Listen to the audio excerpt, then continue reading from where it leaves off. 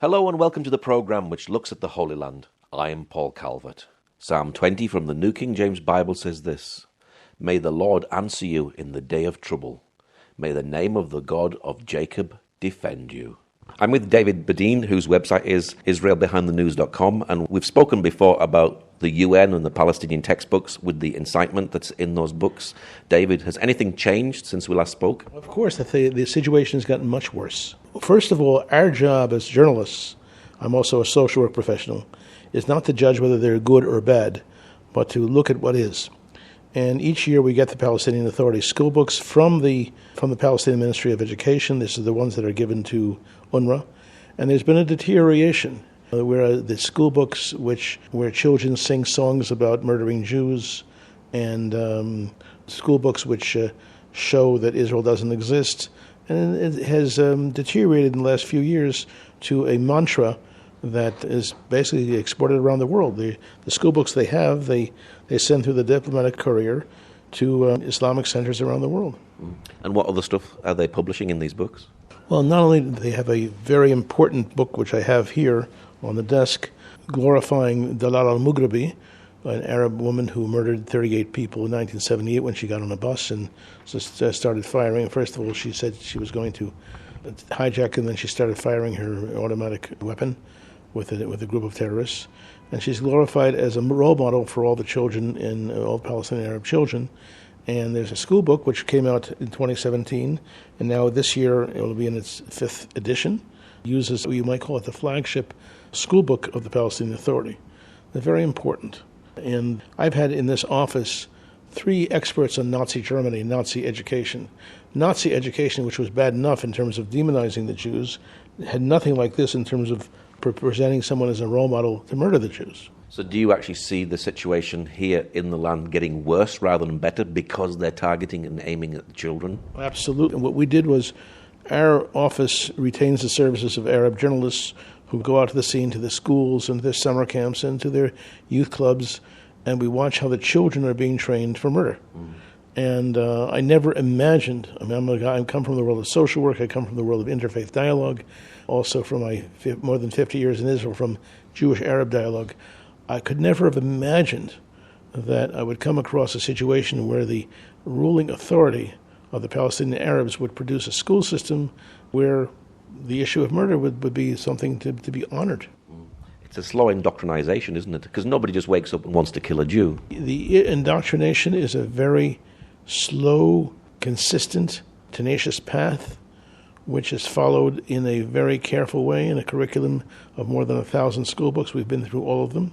To be honest, to be very clear, we took 3 people with PhDs in Islamic studies to go through them.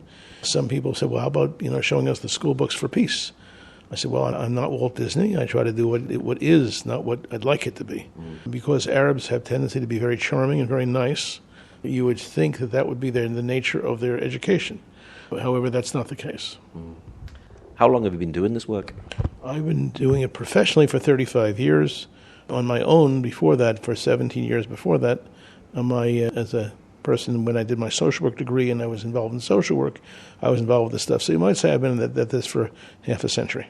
But you're going to be celebrating 35 years very soon. This week it was 35 years since we opened the office at Beta Grown at the Press Center in Jerusalem. It's no longer the Press Center because the press have moved to more sophisticated facilities.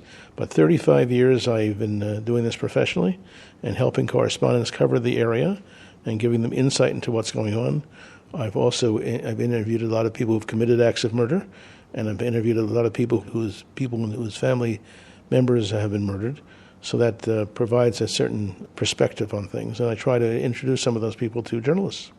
Now, recently you've just been filming. What have you been filming? Well, we've been filming in the summer camp in Gaza and the summer camp in Balata, which is near Shechem in Nablus, where children are having a very nice time, sponsored by the European Union, by Germany, by UNRWA. That's the United Nations Relief and Works Agency.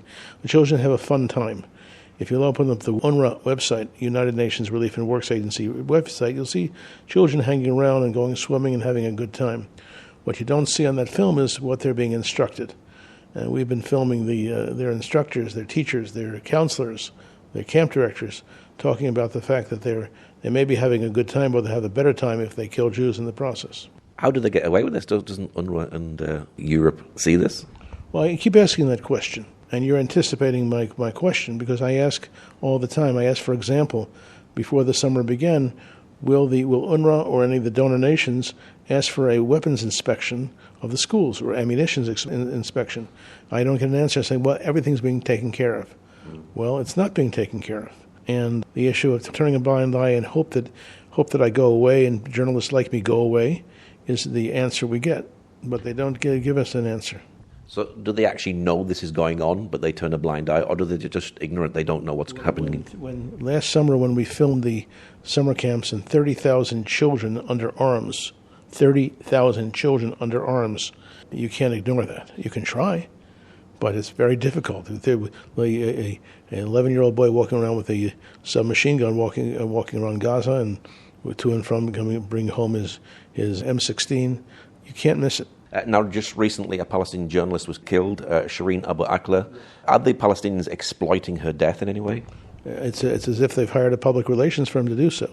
She happened to have been a Christian Palestinian, and she was given a Muslim burial.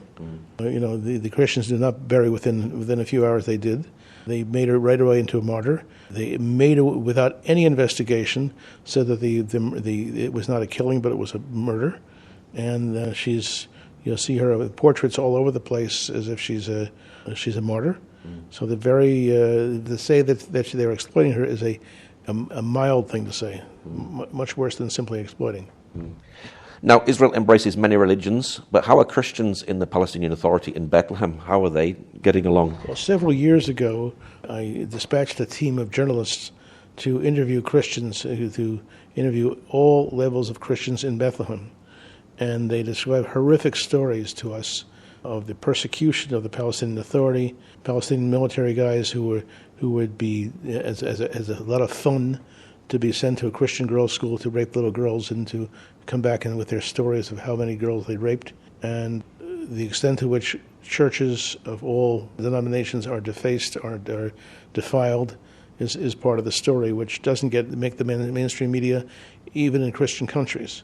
That to me is a disappointment. The extent to which, now another aspect of Christianity in Bethlehem, we came across a school book which was used for about 10 years in the Palestinian Authority, which accused the Jews of killing Christ. Now that, ever since Vatican II in the early 60s, we haven't seen that. All of a sudden, here we see it again.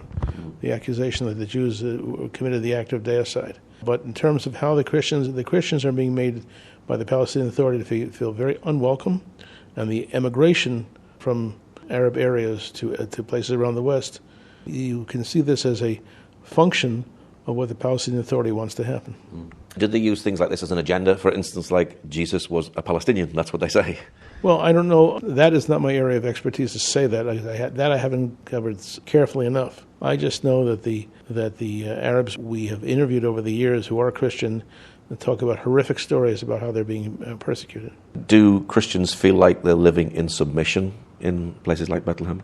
There are Christians who have adopted themselves to the Palestine Liberation Organization, a.k.a. the PA, and feel very comfortable with that. And there are Christians who feel that they are not comfortable with that, so they're divided as to whether they accept or do not accept the authority of the Palestinian Authority, the authority of the PLO.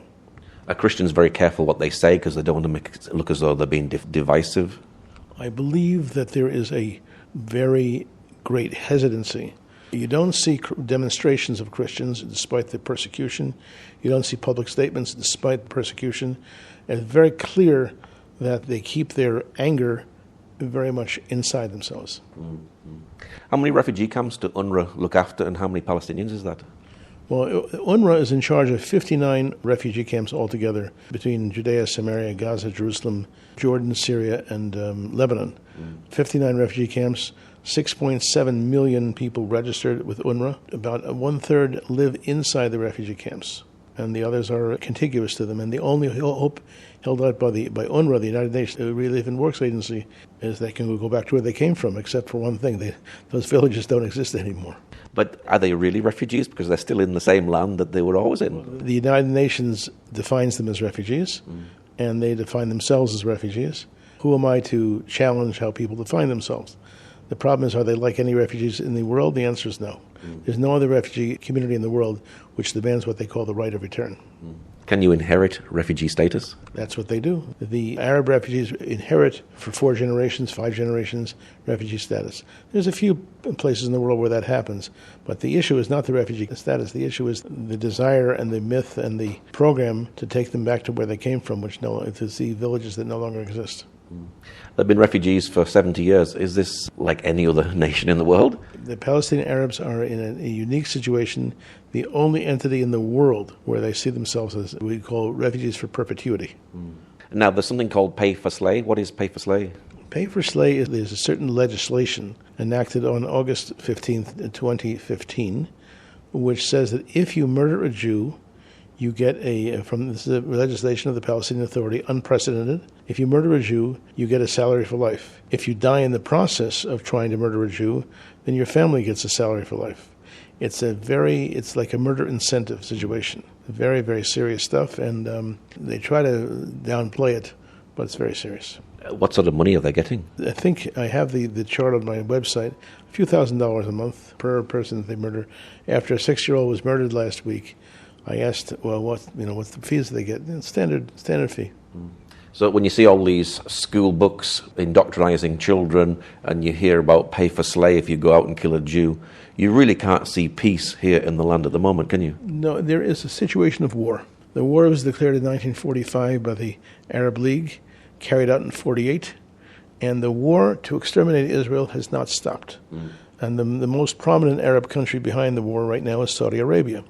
You won't hear too much about that because Saudi Arabia and Israel have a common enemy in terms of Iran.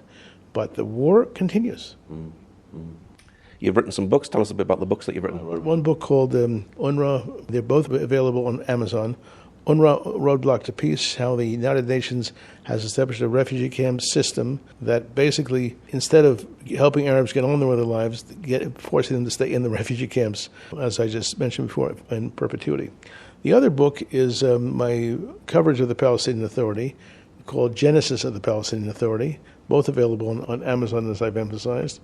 And it shows the situation that has developed over the years, whereas most people imagine or theorize or use their wishful thinking to believe that the PA, the Palestinian Authority, is an entity that wants to get along with Israel and coexist with Israel. Well, this shows exactly the opposite.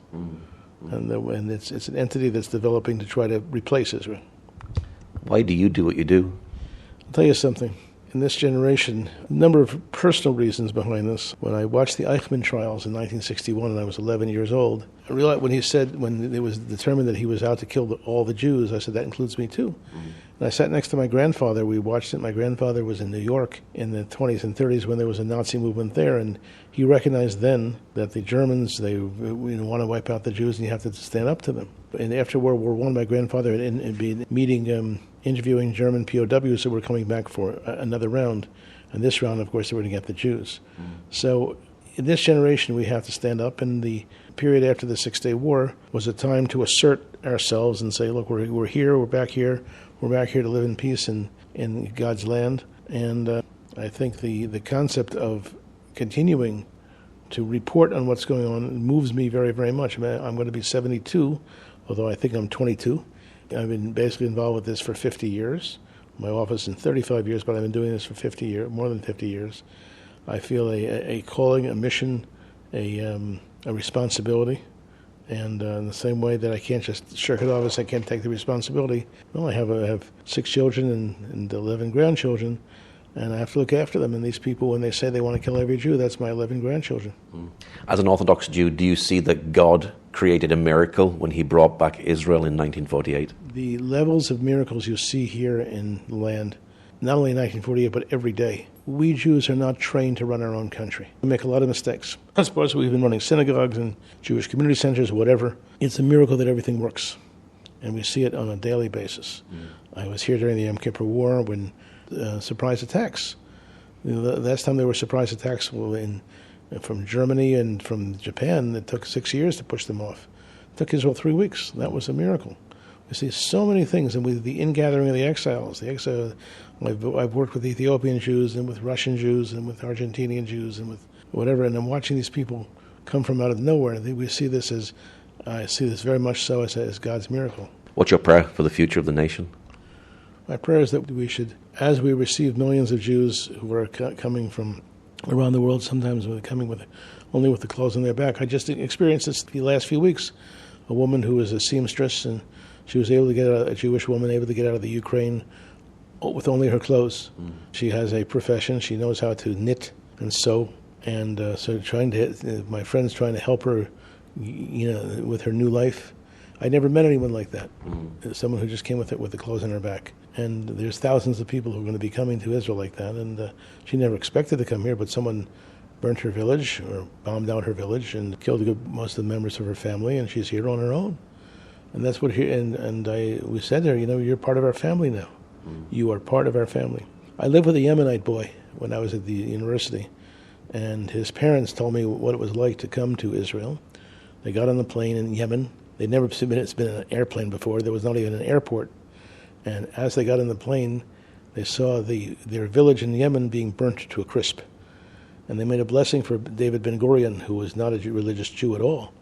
But they said, God bless him that he brought us here, because otherwise they would have burnt us to a crisp.